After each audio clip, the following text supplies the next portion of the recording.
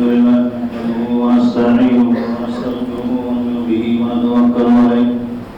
ونعوذ بالله من شرور أنفسنا ومن سيئات أعمالنا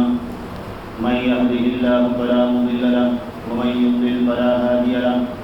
وأشهد أن لا إله إلا الله وحده لا شريك له وأشهد أن محمدا عبده ورسوله أما بعد فإن خير الحديث كتاب الله وخير الهدي هدي محمد صلى الله عليه وسلم وشر الأمور محدثاتها وكل محدثة بدعة وكل بدعة ضلالة وكل ضلالة في النار فقد قال الله تعالى في كلامه المجيد والفرقان الحميد فأعوذ بالله السميع العليم من الشيطان الرجيم بسم الله الرحمن الرحيم قاف والقرآن المجيد بل عجبوا أن جاءهم منذر منهم فقال الكافرون هذا شيء عجيب أإذا متنا وكنا ترابا ذلك رجع بعيد قد علمنا ما تنقص الأرض منهم وعندنا كتاب حفيظ وقال الله تعالى في موضع آخر إنما المؤمنون إخوة. سامعین کرام، دینی میری بھائیوں، بزرگوں اور عزیز ساتھیوں اور میری ماں وطنی، اولاً تمام قسم کی حمد و ثنا اللہ رب العالمین کے لیے لائق اور زیبا ہے، جس نے ہم کو پیدا کیا ہے اور ہماری پیدائش کے بعد ہمیں جن چیزوں کی ضرورت تھی اللہ رب العالمین نے وہ چیزیں ہمیں مہیا کی ہیں۔ اسی طرح سے بے شمار درود اور سلام ہو اللہ کے نبی جناب محمد رسول اللہ صلی اللہ علیہ وسلم پر کہ آپ نے ہمارے لیے جن چیزوں کی ضرورت تھی اس کو مکمل طریقے سے اللہ رب العالمین کے احکام پر عمل پیدا ہو کر اللہ کے نبی صلی اللہ علیہ وسلم نے بتلا دیا ہے۔ اللہ کے نبی صلی اللہ علیہ وسلم نے رب کی ناراضگی کی اور اس کی خوشنودی کی، اس کے ناراض ہونے والے اعمال اور ناراض ہونے والی باتوں سے اللہ کے نبی صلی اللہ علیہ وسلم نے باخبر کیا اور ان چیزوں سے ہمیں آگاہ کیا ہے جس کے ذریعے سے ہمارا رب ہم سے خوش ہوتا ہے، راضی ہوتا ہے۔ قرآن کی مشہور یہ آیت ہم بار بار سنتے ہیں کہ اللہ رب العالمین نے قرآن کے اندر ایمان والوں کے رشتوں کو اخوت سے جوڑا ہوا ہے، بھائی چارگی سے جوڑا ہوا ہے، جس کا تعلق کسی قبیلے سے نہیں ہے، کسی علاقے سے نہیں ہے، کسی ملک سے نہیں ہے۔ الغرض زمین پر جو بھی صفات سے ایک دوسرے کو متصف کیا جاتا ہے اس کا تعلق اس سے نہیں ہے۔ یہ اخوت، یہ بھائی چارگی، یہ رشتہ اللہ رب العالمین نے ایمان کا رشتہ قائم کیا ہے، اور ایسے طریقے جو اس رشتے کو خراب کرنے والے ہیں، وہ باتیں، وہ چیزیں جو اس کو پلید کرتی ہیں، گندا کرتی ہیں اور سماج کے اندر نفرت کے بیج کو بو کر انتشار اور اختلاف اور اختلاف اس آزمائش میں ہمیں مبتلا کرتی ہیں، اگر ہم ان ساری صفات کا دھیان نہ دیں تو ہم اپنے رب کی ناراضگی کا سبب بن سکتے ہیں اور اس صفت سے متصف ہو سکتے ہیں جس کو اللہ کے رسول نے مقبوض قرار دیا ہے کہ اللہ رب العالمین کے نزدیک یہ صفت مقبوض ہے۔ ہم نے اس سے پہلے دھوکے کے بارے میں، دغا بازی کے بارے میں، مکر کے بارے میں باتیں سنی ہیں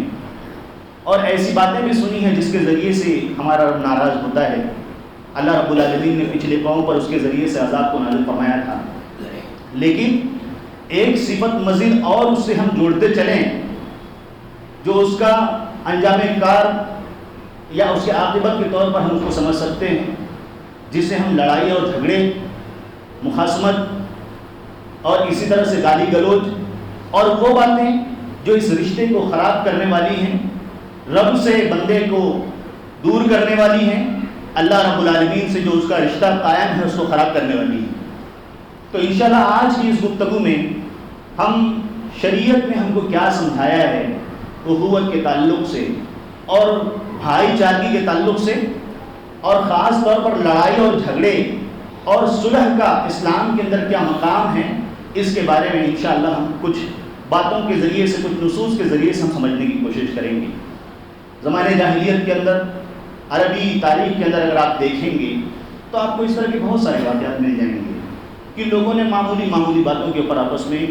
خون ریزی والا معاملہ کیا ہے، ایک دوسرے کے خون کو ان لوگوں نے حلال سمجھا تھا، کئی سالوں تک ان کے درمیان لڑائی ہوئی ہے۔ ایک آیت کی تفسیر میں التحریر والتنویر جو ایک تفسیر کی کتاب ہے، ابن عاشور نے کہا کہ اوس اور خزرج کے درمیان تقریباً 120 سال تک جنگ چلی۔ اسی طرح سے صرف اونٹ کو ایک جگہ کھڑے کرنے کے تعلق سے زمانے جاہلیت کی تاریخ میں آتا ہے، عربی ادب کی تاریخ میں آتا ہے کہ 100 سال تک آپس میں لڑائی چلی۔ اسی طرح سے غبرہ نامی جنگ ہے۔ اس طرح کے کئی واقعات ہم کو عربی ادب کی تاریخ کے اندر اس کا ثبوت ملتا ہے، اور ہمیشہ ان کے جو اشعار میں لڑائی جھگڑے خون خرابے، تاکہ وہ اپنی ضروریات زندگی کی سہولیات پر قبضہ پا سکیں۔ لیکن اسلام آنے کے بعد اللہ رب العالمین نے ان کے درمیان مواقعات، اخوت، محبت، بھائی چارگی اور جو انسانی رشتہ اللہ رب العالمین نے قائم کیا ہے، ہم کو چاہیے کہ ہم اس رشتے کو باقی رکھنے کی کوشش کریں۔ اللہ کے رسول صلی اللہ علیہ وسلم نے زمانے جاہلیت کی، اگنورنس کے دور کی، پری اسلام کی باتوں سے منع کیا ہے۔ لڑائی جھگڑا کرنا کوئی قابل تعریف چیز نہیں ہے، اور نہ ہی کوئی بہادری کی بات ہے کہ یہ بہت جھگڑالو ہے، بہت لڑاکو ہے۔ جیسے دھوکے کے بارے میں لوگ بہت حکم لگاتے ہیں، جو جتنا زیادہ دھوکے باز ہوگا کہیں گے کہ یہ اتنا ہی تیز ترار ہے، یہ سماج میں جینے لائق والا آدمی ہے، بہت سمجھدار آدمی ہے، بہت لوگوں کو چکما دے لیتا ہے، بہت سمجھدار ہے، یہ تو مٹی بھی بیچ کر آ جائے گا، یہ اس کو ہنر کا کام سمجھتے ہیں۔ تو گندگی ہمیشہ گندگی ہی ہوگی، وہ کبھی تعریف کا سبب نہیں بن سکتی ہے۔ کیوں؟ کیونکہ اللہ کے رسول صلی اللہ علیہ وسلم نے مجھ کو سکھلایا ہے، آپ کو سکھلایا ہے، قیامت تک آنے والے مسلمانوں کو اللہ کے رسول صلی اللہ علیہ وسلم نے سکھلایا ہے، اور اللہ رب العالمین کے نزدیک اس بندے کا جو مقام ہے، اللہ کے رسول نے فرمایا کہ ان ابغض الرجال الی اللہ الالد الخصم۔ بخاری اور مسلم کی روایت میں اللہ کے نبی صلی اللہ علیہ وسلم نے فرمایا ہے کہ سب سے مبغوض لوگوں میں اللہ رب العالمین کے نزدیک وہ شخص سب سے زیادہ ناپسندیدہ ہے، الالد الخصم۔ زبان پر کنٹرول نہیں ہے، ہاتھ پر کنٹرول نہیں ہے، آنکھوں پر کنٹرول نہیں ہے، پیروں پر کنٹرول نہیں ہے، جسم کے کسی حصے پر کنٹرول نہیں ہے۔ وہ انسانی سماج میں انسان بن کر تو رہتا ہے، لیکن اس کے جو صفات ہے وہ انسانی صفت نہیں ہے۔ وہ درندوں کی طرح رہتا ہے، وہ جانوروں کی طرح لات مارتا ہے، وہ جانوروں کی طرح اپنی زبان کا استعمال کرتا ہے، وہ اپنے دل کو ایک برا برتن کے طور پر اس نے استعمال کیا ہوا ہے کہ لوگوں کے سلسلے میں اس کے دل کے اندر گندگی پائی جاتی ہے، اس کا ذہن لوگوں کے سلسلے میں صاف ستھرا نہیں ہے۔ جب دلوں کے اندر نفرت پنپنے لگے، جب ذہنوں کے اندر خرافات پلنے لگے، تب یہ ہمارے باڈی پارٹ جو ہیں، ہمارے حرکات اور سکنات ہیں، ان سے بھلائیوں کا ظہور ناممکن ہے۔ اگر ہمارے اندر اچھی چیز ہوگی تو وہی چیز ہم باہر نکالنے کی کوشش کریں گے۔ اسی لیے کسی نے عربک فریز میں کہا تھا کہ اللسان ملقۃ القلب کالقدر واللسان ملقۃ۔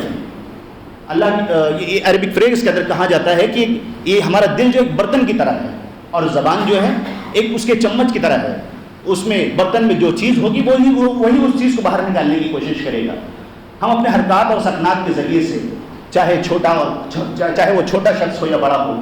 یا پڑھا لکھا ہو یا ان پڑھ ہو، یا وہ شخص مسجد کے اندر ہو یا مسجد کے باہر ہو، سفر میں ہو، ٹرین میں ہو، بسوں کے اندر ہو، چاہے ایک بہن کا تعلق دوسرے بہن کے ساتھ ہو، چاہے ایک بھائی کا تعلق دوسرے بھائی کے ساتھ ہو، چاہے اولاد کا تعلق اپنے گارجین اپنے والدین کے ساتھ ہو، یا والدین کا تعلق بچوں کے ساتھ ہو، یا اسی طرح سے ائمہ اکرام کا تعلق، یا اسی طرح سے تدریس کرنے والوں کا تعلق، ہم ایک دوسرے سے ہر جگہ اگر دیکھنے کی کوشش کریں تو کہیں نہ کہیں ایسی باتیں، ایسے واقعات ہمارے درمیان ہم کو نظر آئیں گے۔ لیکن انسانی طور پر ان چیزوں کا صدور ہونا، واقع ہونا ظاہر سی بات ہے، انسانوں کے ذریعے سے چیز واقع ہو سکتی ہے،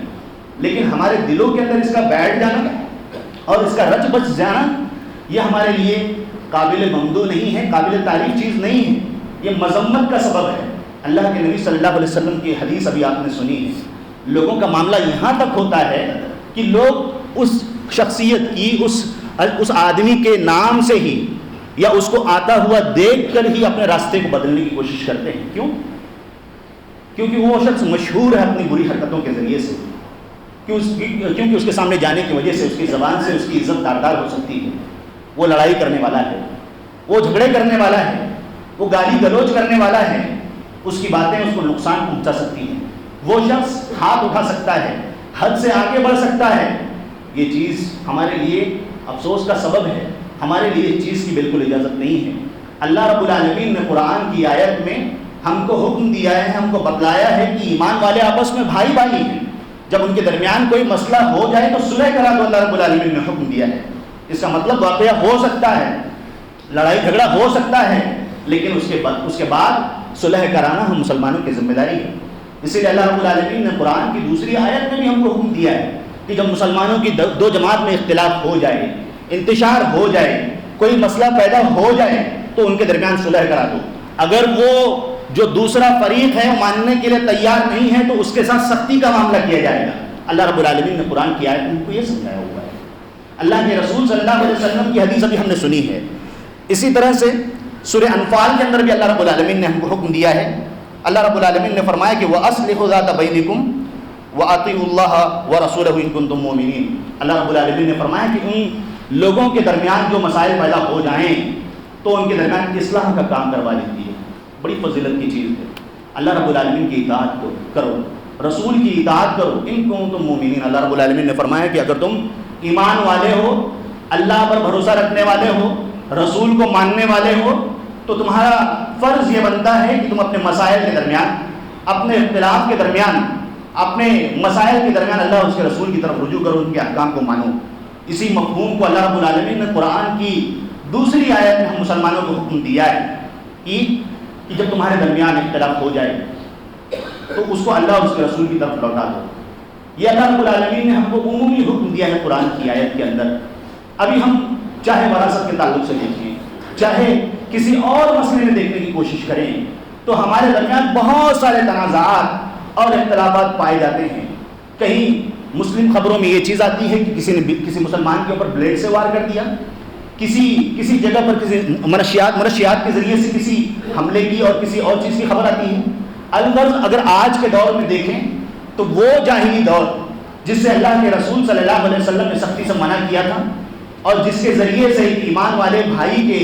رشتے کو اللہ رب العالمین نے اور اس کے رسول کو قائم کیا تھا، اس سے ہم روح گردانی اختیار کرتے ہوئے نظر آتے ہیں. اسی لیے اللہ رب العالمین نے قرآن کی دوسری آیت کے اندر ارشاد فرمایا تھا کہ وَلَا تَجْعَلُوا اللَّهَ عُرْضَةً لِإِيمَانِكُمْ أَن تَبَرُّوا وَتَتَّقُوا وَتُصْلِحُوا بَيْنَ النَّاسِ. سورہ بقرہ میں اللہ رب العالمین نے فرمایا کہ اللہ رب العالمین کو اپنے قسم کا نشانہ نہ بناؤ. یعنی جب اختلاف ہو جاتا ہے، ہم ایک دوسرے سے ناچاکی کے بنا پر قسم کھا لیتے ہیں کہ ہم تم سے بات نہیں کریں گے، ہمارا بھلائی کا معاملہ تمہارے ساتھ نہیں ہوگا، ہم تم سے تمہارا منہ کبھی نہیں دیکھیں گے، میرے جنازے میں شریک نہیں ہونا، میرے فلاں فلاں واقعات میں تم نہیں آنا، میرے فلاں فلاں پروگرام میں تم نہیں آنا، تم سے میرا رشتہ ختم ہو چکا ہے. اور ان گناہ کے لیے، ان خرافات کے لیے لوگ اللہ کی قسم کا استعمال کرتے ہیں. تو اللہ رب العالمین نے فرمایا کہ اللہ کو نشانہ نہ بناؤ، اللہ رب العالمین کو اس بیچ میں استعمال نہ کرو، بلکہ اس سے بچو اس کام سے، کیونکہ یہ عمل شیطانی عمل ہے. اللہ رب العالمین نے ہم کو قرآن کی آیت میں سکھلایا ہے، بتلایا ہے اس بات کو کہ جو چیزیں ہمارے سماج کے اندر اختلاف کا سبب بنتی ہیں، اللہ رب العالمین نے قرآن کی آیت میں فرمایا کہ انما یرید الشیطان ان یوقع بینکم العداوۃ والبغضاء فی الخمر والمیسر. اللہ رب العالمین نے فرمایا کہ ان گناہوں کے ذریعے سے، خمر کے ذریعے سے، شراب کے ذریعے سے، جوئے کے ذریعے سے اور گناہوں کے ذریعے سے شیطان چاہتا ہے کہ تمہارے درمیان، تمہاری صفوں میں اختلاف پیدا ہو جائے. اور جس صف کے اندر اختلاف پیدا ہوگا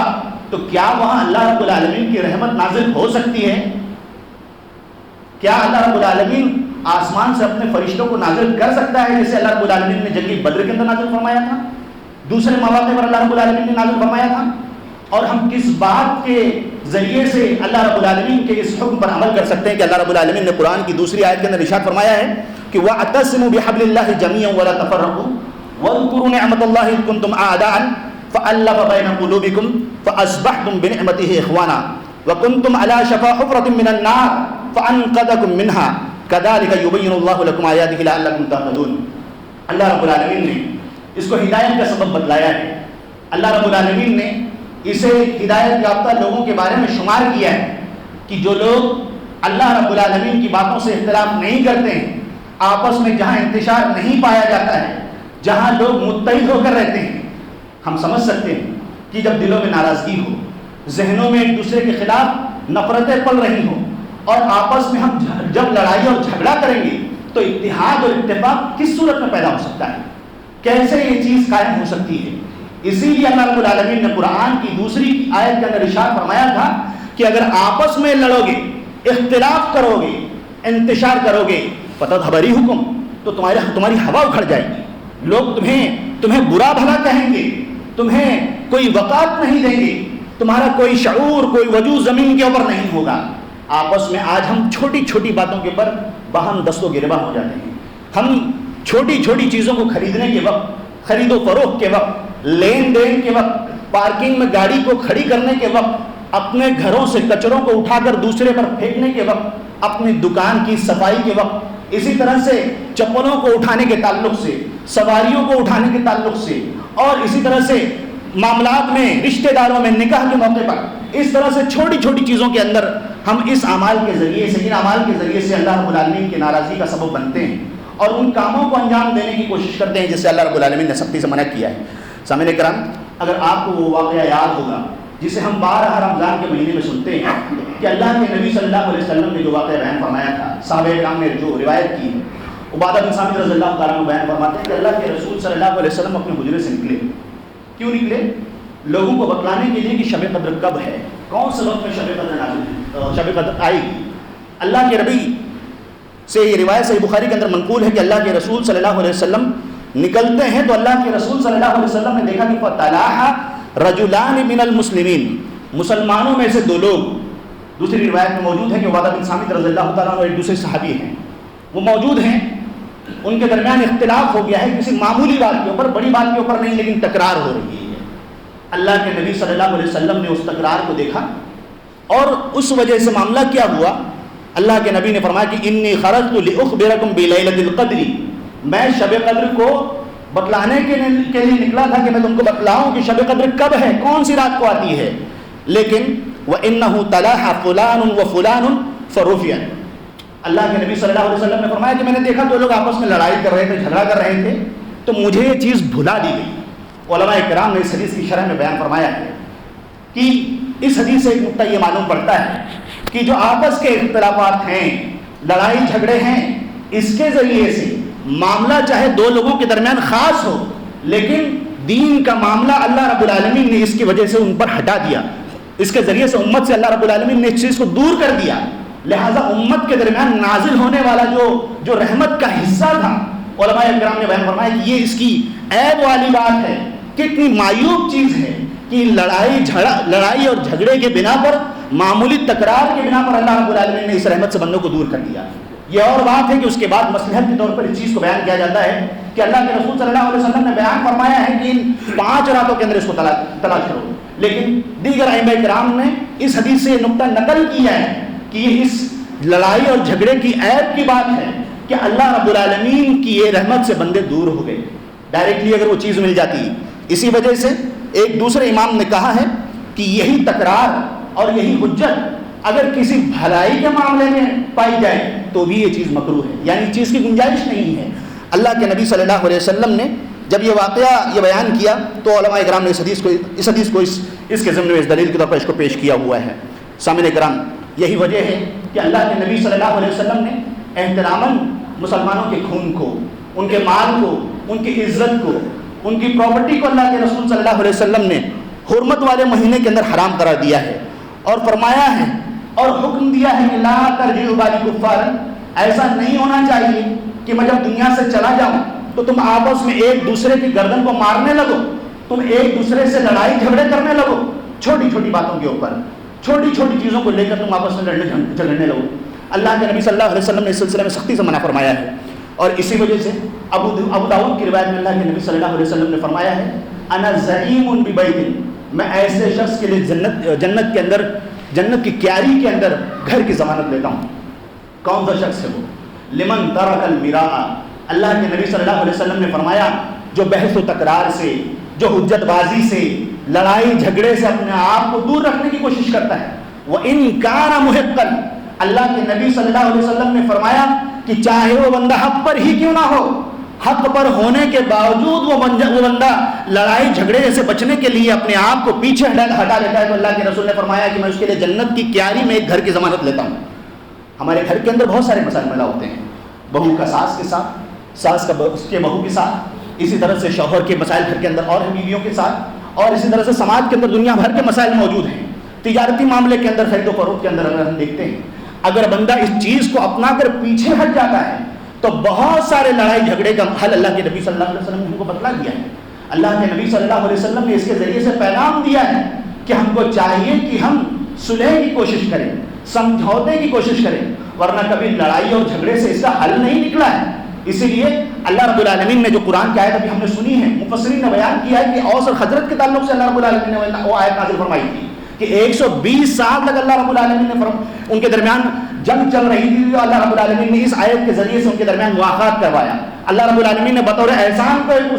اس کو ذکر کیا ہے اس آیت کے اندر کہ ہم نے تمہارے درمیان اخوت پیدا کروائی تھی۔ لہٰذا سامعین کرام، لڑائی اور جھگڑے، گالی گلوچ کرنا اور ایک دوسرے کی عزت کو تار تار کرنا، ایک دوسرے کے خاندان کے بارے میں اوچھی باتیں کرنا، کسی کے باپ کے بارے میں، کسی کی بہن کے بارے میں، کسی کی ماں کے بارے میں الٹی سیدھی باتیں کرنا، اس سے سماج کے مسائل کا حل نہیں نکل سکتا ہے۔ اللہ کے نبی صلی اللہ علیہ وسلم جو جنت کے اندر گھر کی ذمہ داری لے رہے ہیں، اللہ کے نبی صلی اللہ علیہ وسلم نے فرمایا انا زعیم ببیت فی ربض الجنۃ لمن ترک المراء وان کان محقا، کہ کوئی شخص بحث و تکرار کو، لڑائی جھگڑے کو چھوڑ دیتا ہے تو اللہ کے نبی صلی اللہ علیہ وسلم نے فرمایا کہ میں جنت کی کیاریوں میں سے اس کے درمیان میں اس کے لیے گھر کی ضمانت لیتا ہوں۔ وببیت فی وسط الجنۃ لمن ترک الکذب، جس نے، اللہ کے نبی صلی اللہ علیہ وسلم نے فرمایا جس نے جھوٹ بولنا چھوڑ دیا، وان کان مازحا، چاہے وہ مذاق میں ہی کیوں نہ جھوٹ بولتا ہو، کھلواڑ کرنے کے لیے ہی کیوں جھوٹ نہ بولتا ہو، اللہ کے نبی صلی اللہ علیہ وسلم نے فرمایا ہے کہ میں جنت کے درمیان اس کے لیے گھر کی ضمانت لیتا ہوں۔ اسی طرح سے دوسری حدیث کے اندر اللہ کے نبی صلی اللہ علیہ وسلم اسی ٹکڑے کے اندر اللہ کے نبی صلی اللہ علیہ وسلم نے فرمایا کہ وبیت فی اعلی الجنۃ لمن حسن خلقہ، اللہ کے نبی صلی اللہ علیہ وسلم نے فرمایا کہ جو شخص اپنے اخلاق کو سدھار لیتا ہے، اس کے اخلاق اچھے ہو جاتے ہیں، اللہ کے نبی صلی اللہ علیہ وسلم نے فرمایا ہے کہ میں جنت کے اندر جو اونچا لیول ہے، اونچا مقام ہے، اس کے لیے اس گھر کی ذمہ داری لیتا ہوں۔ اللہ کے نبی صلی اللہ علیہ وسلم ہمارے اعمال کو، ہمارے اخلاق کو سنوارنے کے لیے جنت کی ذمہ داری لے رہے ہیں، لیکن کیا ہم اللہ اور اس کے رسول صلی اللہ علیہ وسلم پر ایمان رکھنے کے بعد اور ان سے محبت کا دعویٰ کرنے کے بعد ہم اس چیز کی ذمہ داری لے سکتے ہیں کہ ہم اللہ کے نبی صلی اللہ علیہ وسلم کے ان احکام پر عمل پیرا ہوں گے؟ اللہ کے نبی صلی اللہ علیہ وسلم نے ہم کو ابھارا ہے کہ ہم آپس میں ایک دوسرے کے بارے میں اپنے زبان کا صحیح سے استعمال کریں۔ یہی وجہ تھی کہ ایک موقع پر اللہ کے رسول صلی اللہ علیہ وسلم نے دیکھا کہ صحابہ کرام اللہ کے نبی صلی اللہ علیہ وسلم کے دروازے پر بیٹھے ہوئے ہیں۔ کنا جلوسا عند باب رسول اللہ صلی اللہ علیہ وسلم نتذاکر ینزع ھذا بآیۃ، کچھ لوگوں نے اللہ کے نبی صلی اللہ علیہ وسلم کے گھر کے دروازے کے پاس بیٹھ کر مذاکرہ کیا، باتیں کی، وہ ایک آیت پیش کر رہے تھے، دوسرے صحابی دوسری آیت پیش کر رہے تھے، تکرار ہو رہی تھی، علمی گفتگو ہو رہی تھی۔ اللہ کے نبی صلی اللہ علیہ وسلم کمرے سے باہر نکلتے ہیں، صحابی کہتے ہیں کہ اللہ کے نبی صلی اللہ علیہ وسلم کا جو چہرہ تھا، اللہ کے نبی صلی اللہ علیہ وسلم کی چہرے کی جو رنگت تھی، ایسا لگ رہا تھا کہ جیسے چہرے پر انار کا دانہ پھوڑ دیا جائے۔ بتانے کا مقصد یہ کہ اللہ کے نبی صلی اللہ علیہ وسلم کا چہرہ بہت سرخ تھا، ناراض تھے اللہ کے رسول صلی اللہ علیہ وسلم۔ ناراضگی میں اللہ کے رسول صلی اللہ علیہ وسلم نے فرمایا یا ہؤلاء بہذا بعثتم ام بہذا امرتم لا ترجعوا بعد کفارا یضرب بعضکم رقاب بعض، اے لوگو کیا اس چیز کا تم کو حکم دیا گیا ہے؟ کیا اس چیز کے ساتھ تم کو بھیجا گیا ہے؟ اس بات کی بالکل اجازت نہیں ہے۔ ایسا نہ کرنا کہ تم میرے جانے کے بعد آپس میں ایک دوسرے کی گردنوں کو مارنا، آپس میں لڑائی جھگڑے کرنا۔ اللہ کے نبی صلی اللہ علیہ وسلم نے اس چیز کو منع کیا ہے۔ اسی وجہ سے اللہ کے نبی صلی اللہ علیہ وسلم نے جدل سے منع کیا ہے، حجت اور تکرار سے منع کیا ہے۔ ہم کو چاہیے کہ ہم اس کا خیال کریں۔ اللہ کے نبی صلی اللہ علیہ وسلم نے وہ باتیں جو انسان کو آپس میں ناراضگی کا اور تکرار کا اور حجت کا سبب بن سکتی ہیں، اس سے اللہ کے رسول صلی اللہ علیہ وسلم نے روکا ہے اور چھوٹی چھوٹی چیزوں کی پالش کی ہے۔ اللہ کے نبی صلی اللہ علیہ وسلم نے صحابہ اکرام کو سکھایا ہے اور اس کے ذریعے سے ہم کو میسج دیا ہے کہ کوئی مسلمان دوسرے مسلمان کو چونکانے والا کام نہیں کرے گا۔ ایک صحابی ہیں، سو رہے ہیں، ان کے ترکش سے تیر کو نکال لیا گیا۔ اللہ کے نبی صلی اللہ علیہ وسلم نے منع فرمایا، اس چیز کی بالکل اجازت نہیں ہے۔ صحابی کے پیر کو باندھ دیا گیا، اللہ کے رسول صلی اللہ علیہ وسلم نے اس چیز سے منع کر دیا، اس چیز کی بالکل اجازت نہیں ہے۔ اللہ کے رسول صلی اللہ علیہ وسلم نے فرمایا کہ کوئی مسلمان دوسرے مسلمان کے سامان کو ہاتھ نہیں لگاتا ہے بلا اجازت، چھوتا نہیں ہے، اس کو ذلیل نہیں کرتا ہے، بلکہ اللہ کے رسول صلی اللہ علیہ وسلم کی دوسری حدیث ہے، اللہ کے رسول صلی اللہ علیہ وسلم نے حکم دیا ہے کہ لا یأخذن احدکم متاع اخیہ لاعبا ولا جادا، کوئی بھی مسلمان اپنے کسی دوسرے مسلمان بھائی کے سامان کو لہو لعب میں، کھیل کود میں، ہنسی مذاق میں بھی ہاتھ نہ لگائے. لا یاخذن، اللہ کے رسول صلی اللہ علیہ وسلم نے سختی سے منع فرمایا ہے. لہٰذا ہمارے لیے اس چیز کی بالکل اجازت نہیں ہے. ہم اس طرح سے چھوٹی چھوٹی چیزوں کے ذریعے سے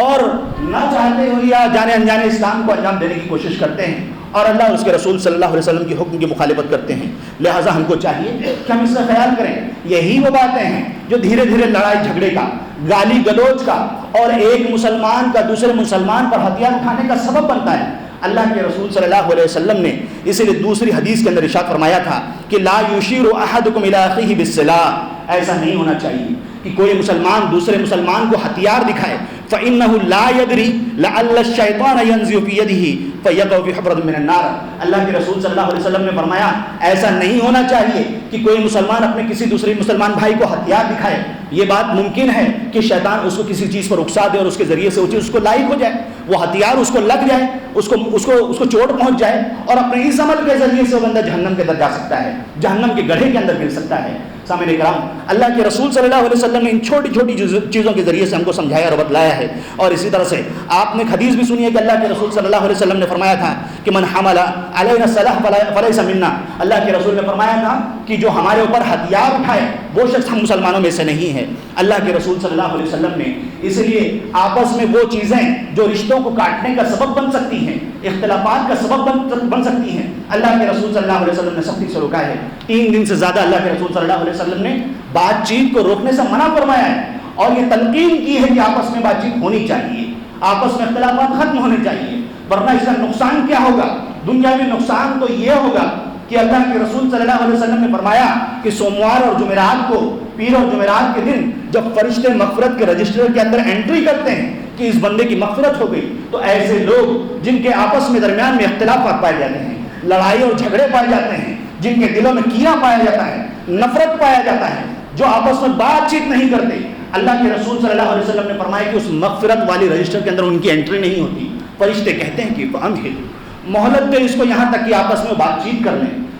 سامنے رب کتنا بڑا نقصان ہے کہ ہم ایسی جگہوں سے اور ایسی چیزوں سے جو ہم کو حاصل ہونے والی ہے ہم اس سے محروم ہو سکتے ہیں. اللہ کے نبی صلی اللہ علیہ وسلم نے فرمایا ہے کہ ہم کو چاہیے کہ ہم ان کے درمیان مصالحت کا کام کریں، صلح کا کام کرنے کی کوشش کریں. بلکہ اللہ کے رسول صلی اللہ علیہ وسلم نے فرمایا ہے کہ یہ سب سے افضل صدقہ ہے، افضل الصدقہ اصلاح ذات البین. لوگوں کے درمیان جب اختلافات ہو جائیں تو ان کے درمیان صلح کا کام کروانا، اللہ کے نبی نے فرمایا کہ یہ افضل صدقہ ہے. لہٰذا ہم کو اس کام کو اور اس فضیلت کو حاصل کرنے کی کوشش کرنی چاہیے. ابو ایوب انصاری رضی اللہ تعالیٰ عنہ سے اللہ کے رسول صلی اللہ علیہ وسلم نے فرمایا کہ کیا میں تم کو بہترین تجارت کی طرف رہنمائی نہ کروں؟ تو اللہ کے رسول صلی اللہ علیہ وسلم سے صحابی نے کہا کہ کیوں نہیں اللہ کے رسول صلی اللہ علیہ وسلم؟ اللہ کے نبی نے فرمایا تھا کہ صل بین الناس اذا تفاسدوا، جب ان کے درمیان اختلاف ہو جائے، جب لوگوں میں فساد ہو جائے، لوگ آپس میں کٹ جائیں، الگ ہو جائیں، جدا ہو جائیں ایک دوسرے سے، تو ان کے درمیان ملانے کا کام کرو، جوڑنے کا کام کرو. اللہ کے نبی صلی اللہ علیہ وسلم نے اس کو بہترین تجارت شمار کیا ہے. وَقَرِّبْ بَيْنَهُمْ إِذَا تَبَاعَدُوا، جب وہ دور ہو جائیں تو اللہ کے نبی صلی اللہ علیہ وسلم نے فرمایا کہ ان کے درمیان قربت پیدا کرنے والے کام کو انجام دو. اللہ کے نبی صلی اللہ علیہ وسلم اس کو بہترین تجارت شمار کریں اور ہم اپنی اس کو انا کے آگے اور اپنی ایگو کے آگے اللہ کے نبی صلی اللہ علیہ وسلم کی اس حدیث پر اپنی حرکتوں کو قربان کرنے سے باز رہیں، اپنی عادتوں کو، اپنے خاندانی اختلافات کو اس سے بچانے کی کوشش کریں اور اس پر اس کو پیش کرنے کی کوشش نہ کریں. یہی وجہ تھی کہ اللہ کے رسول صلی اللہ علیہ وسلم نے فرمایا تھا ایسے نمازیوں کو مخاطب ہو کر، ایسے روزے داروں کو مخاطب ہو کر اور ایسے دینداروں کو مخاطب ہو کر اللہ کے نبی صلی اللہ علیہ وسلم نے فرمایا الا اخبرکم بافضل من درجۃ الصیام والصلاۃ، کیا میں تم کو روزے دار اور اسی طرح سے ایسے نمازی سے بڑا افضل درجہ اس شخص کا نہ بتلا دوں؟ تو صحابہ کرام نے پوچھا کہ قالوا بلا قال اصلاح ذات البین. اللہ کے نبی صلی اللہ علیہ وسلم نے فرمایا کہ لوگوں کے درمیان جب اختلاف ہو جائے تو ان کے درمیان صلح کرانے کا کام کرو. فإن فساد ذات البین هي الحارقہ. اللہ کے نبی صلی اللہ علیہ وسلم نے فرمایا کیونکہ یہ آپس کے درمیان کے جو فساد ہیں، جو اختلافات ہیں، یہ خرافات ہیں، یہ حارقہ ہیں، یہ سروں کو مونڈنے والے ہیں، یہ دین کو مونڈنے والے ہیں۔ اللہ کے نبی صلی اللہ علیہ وسلم نے ایک دوسری حدیث کے اندر ارشاد فرمایا تھا کہ میری امت، تم لوگ دوسری پچھلی امتوں کی حرکتوں میں، ان کی خصلتوں میں مبتلا ہو جاؤ گے، تمہارے درمیان بغضہ پیدا ہوگا، نفرتیں پیدا ہوں گی، اور اللہ کے رسول صلی اللہ علیہ وسلم نے فرمایا کہ یہ حارقہ ہے، یہ سروں کو مونڈنے والی ہے، لیکن میں یہ نہیں کہتا کہ یہ سروں کو مونڈنے والی ہے۔ اللہ کے نبی صلی اللہ علیہ وسلم نے فرمایا بلکہ یہ تمہارے دین کو مونڈنے والی ہے، تمہیں دین سے باہر نکالنے والی ہے۔ ہم کو چاہیے کہ یہ چیزیں جو اللہ کے نبی صلی اللہ علیہ وسلم اور اس کے رسول کی مخالفت میں ہیں، اس سے اپنے آپ کو بچانے کی کوشش کریں۔ اللہ کے نبی صلی اللہ علیہ وسلم نے ایک حدیث کے اندر ارشاد فرمایا تھا کہ ان من الناس مفاتیح للخیر مغالیق للشر، کہ لوگوں میں سے کچھ لوگ تو ایسے ہوں گے جو خیر کی کنجیاں ہوں گی، خیر کی چابیاں ہوں گی، اور کچھ لوگ تو ایسے ہوں گے جو شر کی کنجیاں ہوں گی، جو برائی کی چابیاں ہوں گی۔ اور اللہ کے رسول صلی اللہ علیہ وسلم نے فرمایا فطوبى لمن جعل اللہ مفاتیح الخیر، تو ایسے لوگوں کے لیے طوبہ ہے جو خیر کی کنجی ہیں، جو بھلائی کی کنجی ہیں، اور ایسے لوگ وویل لمن جعل اللہ مفاتیح الشر علی یدیہ، جس کے ہاتھوں پر اللہ رب العالمین نے برائی رکھی ہو اور وہ برائی کی کنجی ہو، تو ایسے لوگوں کے لیے ویل ہے، تباہی اور بربادی ہے ایسے شخص کے لیے۔ اور میں نہیں سمجھتا کہ تباہی کی وضاحت کرنے کی ضرورت ہے۔ ایسا شخص جس کے اکاؤنٹ میں پیسے بھرپور موجود ہوں اور وہ لٹ جائے، اللہ سب کی حفاظت فرمائے، تو وہ تباہ اور برباد ہے۔ جس کے اولاد ہیں، جس کے خاندان ہیں، وہ ختم ہو جائے، اللہ سب کی حفاظت فرمائے، تو ویل ہے، تباہی اور بربادی ہے۔ ایسے لوگ جن کے اعمال میں اچھائیاں موجود ہیں لیکن اس کے اوپر برائیاں حاوی ہیں، لوگوں کے حقوق حاوی ہیں، وہ لوگوں کے درمیان صحیح سے نہیں رہتا۔ اللہ کے نبی صلی اللہ علیہ وسلم نے ایسے شخص کے بارے میں بیان فرمایا ہے وَوَيْلٌ لَهُ، ایسے شخص کے لیے تباہی اور بربادی ہے۔ ہمارے نبی صلی اللہ علیہ وسلم کا مزاج اور اللہ کے نبی صلی اللہ علیہ وسلم کی سیرت اور اللہ کے رسول صلی اللہ علیہ وسلم سے محبت کا دم بھرنے والے ہم مسلمانوں کو چاہیے کہ اللہ کے نبی صلی اللہ علیہ وسلم کی سنتیں صرف اپنے عبادتوں کے اندر نہ تلاش کریں بلکہ اپنے معاملات کے اندر بھی تلاش کرنے کی کوشش کریں۔ ایک موقع پر زید ابن ثنا جو یہودی عالم تھے، اللہ کے نبی صلی اللہ علیہ وسلم کی صفات کے بارے میں ان کو خبر لگی کہ تورات کے اندر پچھلی نئے نبی، آنے والے نبی کے صفات کا ذکر کیا گیا ہے۔ انہوں نے سوچا کہ کیسے چیک کریں اللہ کے نبی صلی اللہ علیہ وسلم کو کہ عرب کے اندر جو نکلنے والا شخص ہے واقعی یہی وہ نبی ہے۔ تو انہوں نے ایک موقع کا انتظار کیا۔ اللہ کے نبی صلی اللہ علیہ وسلم کے پاس ایک دیہاتی آیا، اس نے آ کر اپنے اسلام لانے کے بعد اپنے قبیلے کا ذکر کیا۔ اللہ کے نبی صلی اللہ علیہ وسلم نے ان کے خستہ حال کو دیکھتے ہوئے ان کی مدد فرمائی۔ اس کے بعد پھر اللہ کے نبی صلی اللہ علیہ وسلم نے جو قرضہ لیا تھا اسی صحابی سے، زید ابن ثنا یا زید ابن سایہ، دو طریقے نام منقول ہیں، اس کے بعد جو موعد ٹھہرا، جو وقت ٹھہرا اس سے پہلے وہ آ گئے اور انہوں نے اللہ کے نبی صلی اللہ علیہ وسلم سے اپنے قرض کا مطالبہ کیا کہ اللہ کے نبی صلی اللہ علیہ وسلم میں نے فلاں وقت میں آپ کو جو قرضہ دیا تھا وہ قرضہ مجھے لوٹا دیجیے۔ اللہ کے نبی صلی اللہ علیہ وسلم نے، صحابہ کرام نے حیرت سے اس چیز کو دیکھا کہ جو چیز کا وقت، جو موعد طے کیا گیا تھا، جو بات طے کی گئی تھی، اس سے پہلے آ کر اس کا مطالبہ کر رہے ہیں۔ اور اس کے بعد پھر انہوں نے ان کے ساتھ بد کلامی کی۔ انہوں نے کہا کہ محمد صلی اللہ علیہ وسلم، میں جانتا ہوں کہ عبد المطلب کے خاندان کے لوگ کیسے ہیں، ان کا معاملہ یہ ہے کہ جب وہ قرضہ لیتے ہیں تو وہ کھا جاتے ہیں، وہ دیتے نہیں ہیں، اور اس طرح کی نہ جانے کون کون سی باتیں نبی صلی اللہ علیہ وسلم کے شان میں گستاخی کے طور پر انہوں نے کہی۔ لیکن اس کے بعد بھی اللہ کے نبی صلی اللہ علیہ وسلم خاموش رہے، شانت رہے۔ اللہ کے نبی صلی اللہ علیہ وسلم کا تب صبر و تحمل اور بڑھتا گیا۔ یہ دو صفات تھی جن کو وہ چیک کرنا چاہ رہے تھے، جن کو وہ دیکھنا چاہ رہے تھے کہ جب بھی کوئی ان کے ساتھ بےہودہ معاملہ کیا جائے تو نبی صلی اللہ علیہ وسلم کی صفت یہ ہے کہ آپ صلی اللہ علیہ وسلم کے یہاں صبر کا مادہ اور بڑھ جاتا ہے، آپ ان کے سامنے بد کلامی کا جواب نہیں دیتے۔ عمر رضی اللہ تعالیٰ عنہ دیکھ کر، اس چیز کو دیکھ کر سخت ناراض ہوئے۔ انہوں نے اللہ کے نبی صلی اللہ علیہ وسلم سے اجازت مانگی کہ ان کا سر اتار لیں، لیکن اللہ کے نبی صلی اللہ علیہ وسلم نے عمر رضی اللہ تعالیٰ عنہ کو سمجھایا کہ تم نے ان کے اوپر ناراضگی کا اظہار کیا ہے، جاؤ اس کے اوپر مزید بڑھا کر دو۔ اس کے بعد جب وہ ساتھ میں گئے تو انہوں نے اس واقعے کو ذکر کیا اور زید رضی اللہ تعالیٰ عنہ نے پورے ماجرے کو بیان کیا۔ عمر رضی اللہ تعالیٰ عنہ حیرت تھی اس بات کو سن کر کہ اتنا بڑا یہودی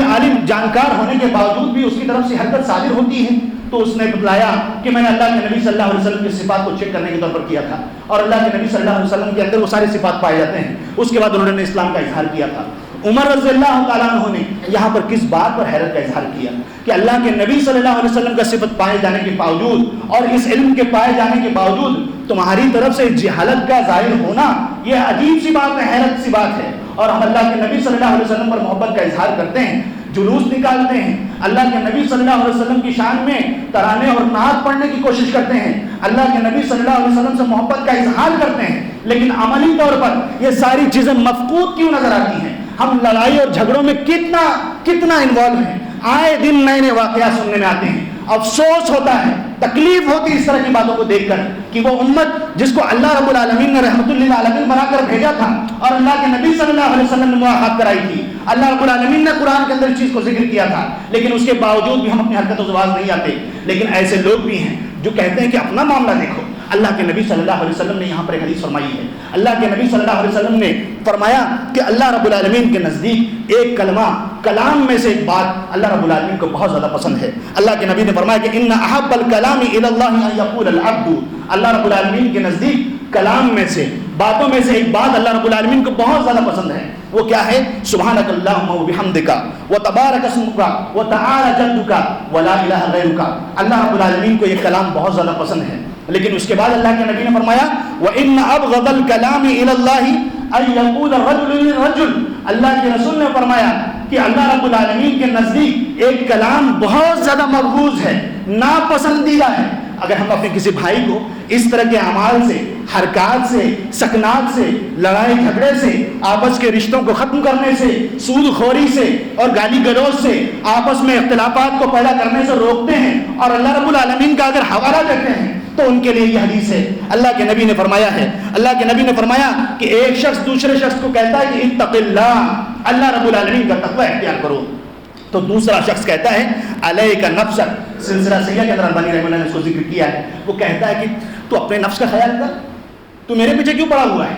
میرا حساب تو اللہ کے حوالے ہے، میرا معاملہ اللہ رب العالمین کے درمیان ہے۔ اللہ کے رسول صلی اللہ علیہ وسلم سکھا رہے ہیں ہم کو یہاں پر کہ یہ اللہ رب العالمین کے نزدیک یہ مبغوض کلام ہے، اللہ رب العالمین اس بات کو سخت ناپسند فرماتا ہے۔ لہذا اگر کوئی ہمارے سامنے اس طرح کی باتوں کو رکھتا ہے، اللہ کے کلام کو رکھتا ہے، رسول اللہ کے فرمان کو رکھتا ہے، تو ایک ایمان والے کے لیے اس بات کی بالکل اجازت نہیں ہے کہ وہ اپنے اس گناہ کے کام کو اور اپنے جرائم کو جاری رکھنے کی کوشش کرے۔ اللہ رب العالمین سے دعا ہے کہ وہ ہم کو وہ تمام باتیں جو رب کی ناراضگی کا سبب بن سکتی ہوں اور اخوت کے خلاف ہوں، اللہ رب العالمین ہمیں ان تمام باتوں سے محفوظ رکھ، ہم کو شیطان اور اس کے حرکتوں سے اور اس کے وسوسوں سے اللہ رب العالمین ہماری حفاظت فرمائے۔ آمین وآخر دعوانا الحمدللہ رب العالمین۔